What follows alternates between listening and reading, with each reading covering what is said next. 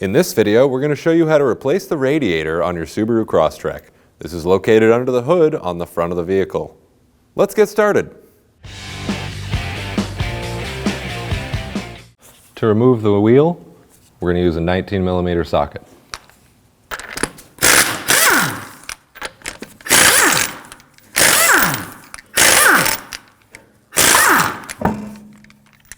Now simply remove the wheel. And we'll do the same on the other side. With the front wheels off the vehicle, we can more easily access the clips holding the splash shield to the vehicle. I'm going to use a pair of clip pliers, but you can use a flathead.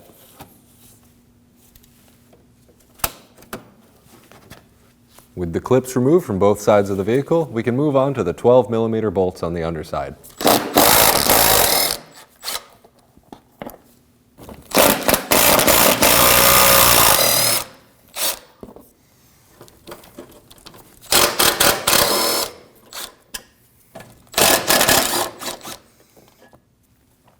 And we have one more clip on the front side of the fender liner. And we'll do the same on the other side. Pushing from the front of the car to the back, we can remove the splash shield from the bumper. The back portion of the splash shield will be held up by these two little clips. Pop those off and it releases. We'll remove the petcock using a number 3 Phillips. I usually like to give it a little twist at the beginning just to break it free. The petcock is plastic, so you got to be very careful not to damage it. Break it free with a little twist, and then you can remove it. You want to have some kind of receptacle to catch your coolant. Coolant will start dripping out. Just be careful. I would recommend wearing safety glasses for this.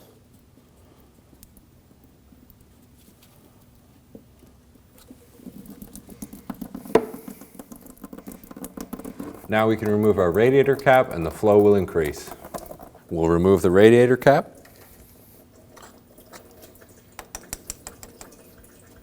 You want to make sure that the system isn't hot, because when it's hot, it's pressurized. Now we're going to remove the air inlet.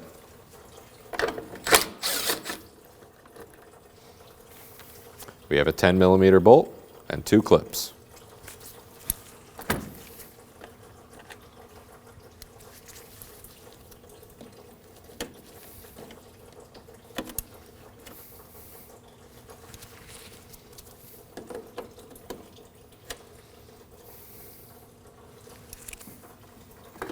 That'll just pull out of the boot, and we can set that off to the side. Next, we'll remove the bracket for the hood prop using a 10mm.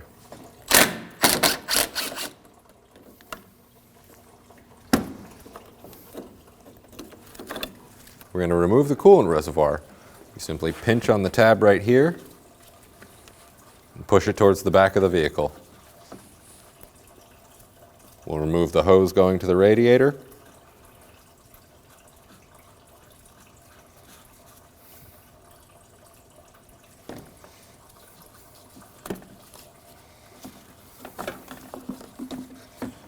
We can set that off to the side. Be careful not to spill any coolant. We'll remove the clamp holding the lower radiator hose to the radiator using a set of pliers.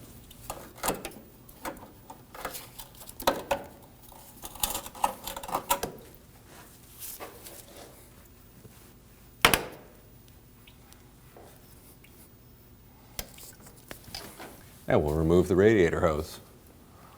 Be cautious, just because you've drained the radiator doesn't mean there's not any coolant in there.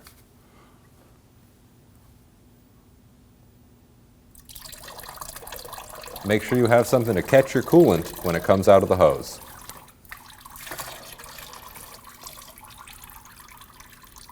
Some coolant will come out of the hose, so be cautious. We'll remove the driver's side radiator fan connector. Press down on the tab. It helps to push in on the connector a little bit when you press on the tab. With the tab pressed in, we can pull out. Check your terminals, make sure there's no corrosion. These look good. We'll remove the passenger side connector. Press in on the tab. It helps to push in on the connector when removing. Push in, press on the tab, and then pull it out.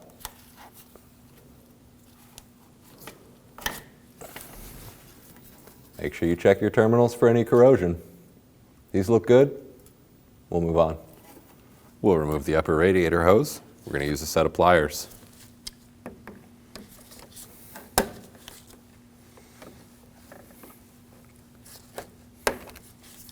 Work the clamp off the hose.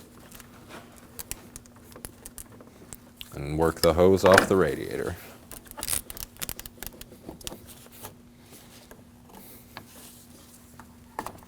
In order to make it easier to remove the radiator, we're going to take off the engine cover. For that, there's just 2 grommets in the front. Pop each one up and slide it back. We'll remove the 2 brackets holding the radiator to the chassis using a 12 millimeter.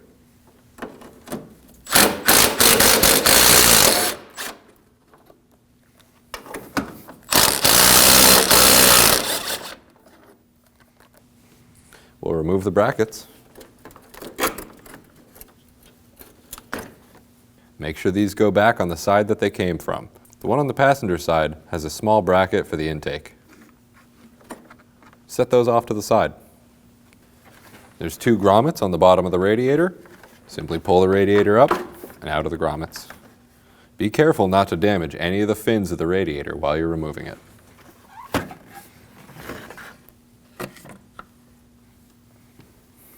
Now we need to swap the fans from the old radiator to the new radiator. For that, we just have 4 10 millimeter bolts along the top. We'll remove those and remove the fans.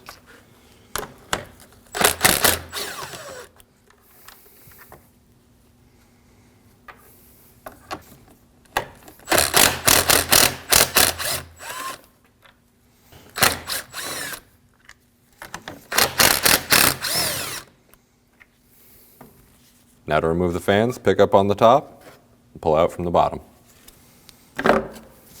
Do the same on the other side. Make sure to transfer your reservoir hose as well.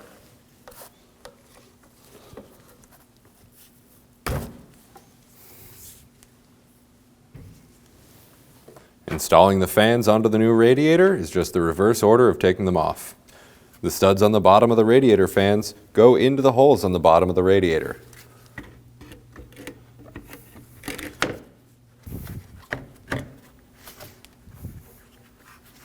With the studs inserted at the bottom, line up your bolt holes at the top.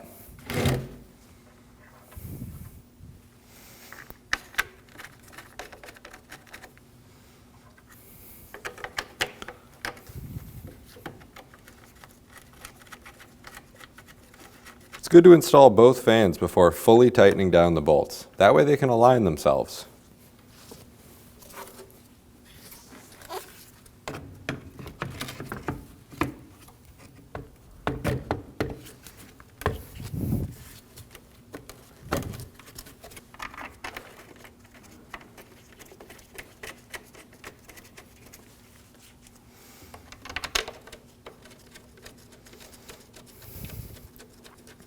We'll snug these down and be cautious not to over-tighten them.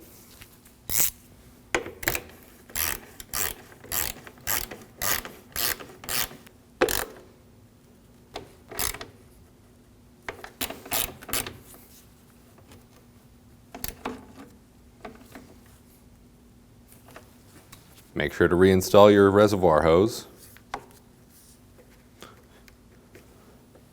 Install the radiator. It's the reverse order of pulling it out. Again, you don't want to damage any of the fins, so be cautious.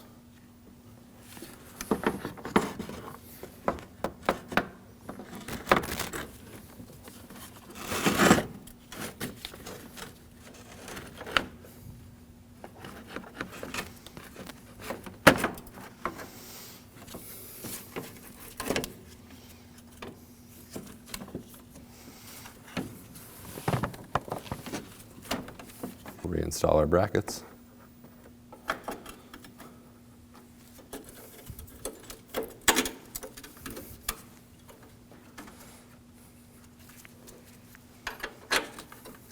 We'll tighten down our bracket bolts, being cautious not to over-tighten them.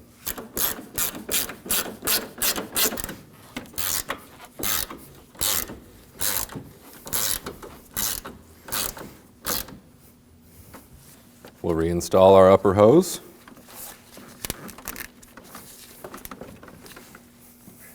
When reinstalling the clamp, you want to try to line it up in the same orientation that it was before.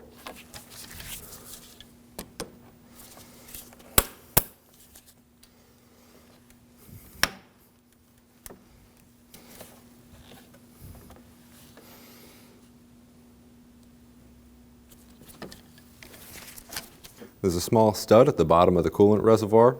That's going to go in the grommet at the bottom of the radiator.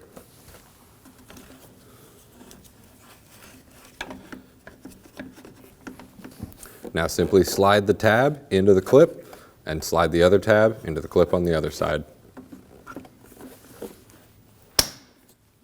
Reinstall your hose. Make sure that hose goes all the way to the bottom of the reservoir. We'll reinstall our air inlet.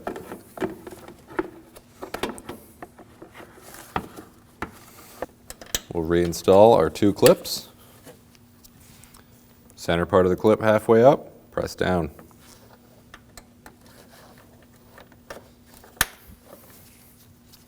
And we'll reinstall our 10mm bolt.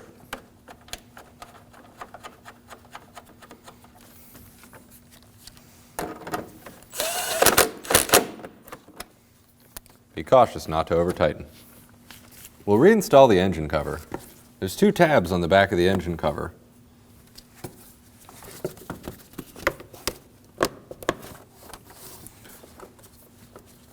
Slide the engine cover over the tabs and then press down on the front, lining up the two grommets. We'll reinstall our hood prop bracket.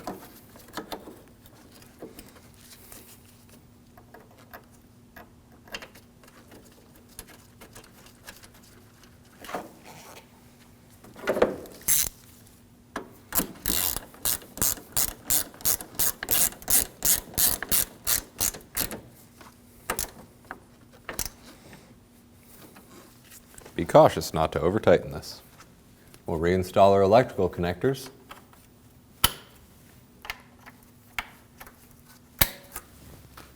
We'll install the hose onto the radiator. We can use some pliers to reinstall the clamp.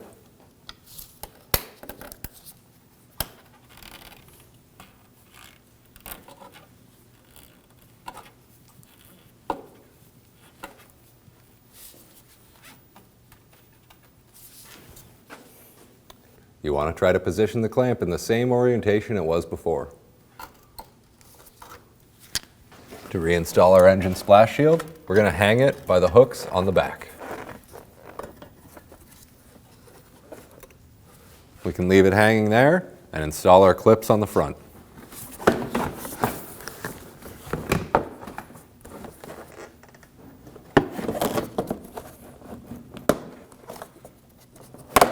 You'll have to flex the splash shield just a little bit to get it to form up into the front of the bumper. Now we'll install our clips. Line the hole in the fender liner up with the hole in the splash shield. You want the top part of your clip to be halfway out so that it will go in. And push in on the clip.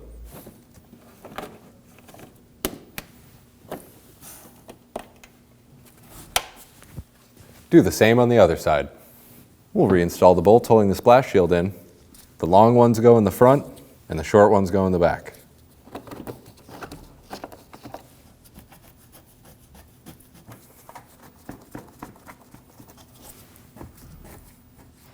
Tighten these up with our 12mm.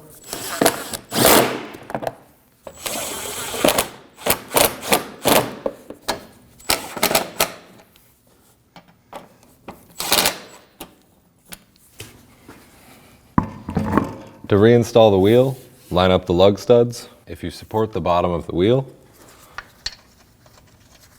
and thread one lug nut all the way in, it'll hold the wheel for you. Now, snug down the lug nuts. Don't over tighten them because you're going to want to be able to torque them after.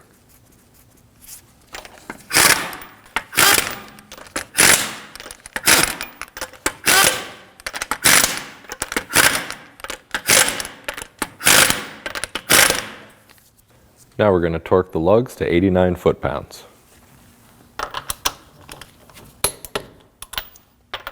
You want to torque in a star pattern, keeping all of the lugs even as you bring them down.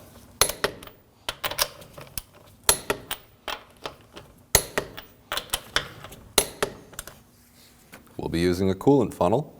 This allows us to see any air bubbles that leave the system. You also want to make sure that you get the correct coolant for your application.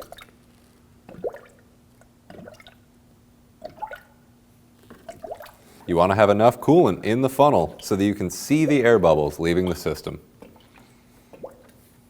Continue filling until you don't see any bubbles and the radiator is full of coolant. You can give the hoses a pinch to check for any air bubbles trapped in the system. Now you want to start the vehicle and let it get up to temperature. Keep running the vehicle until you see no more air bubbles leaving the system. You may even want to idle the vehicle a little higher than idle. Around 2,000 to 3,000 RPM for a couple of minutes should get all the air out of the system. Give the upper radiator hose a good pinch and install your stopper into your coolant funnel. That'll prevent as much drips from coming out as possible. Simply pull that out, move it over to the reservoir, remove the stopper.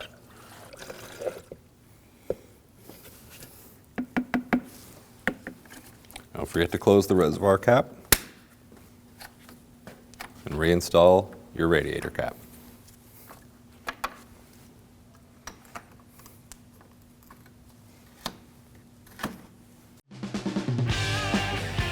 When only the best will do, demand TRQ. The only company that lets you view before you do. TRQ is committed to offering the highest quality aftermarket auto parts that are engineered for peace of mind. Thanks for using and viewing with TRQ.